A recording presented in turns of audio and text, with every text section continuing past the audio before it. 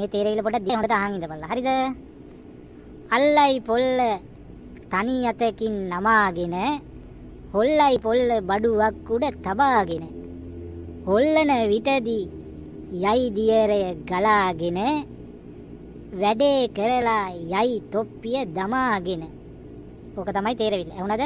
ආයාගෙනilla අල්ලයි පොල්ල තනි අතකින් නමාගෙන හොල්ලයි පොල්ල බඩුවක් උඩ තබාගෙන හොල්ලන විටදී යයි දියරය ගලාගෙන වැඩේ කරලා යයි තොප්පිය දමාගෙන.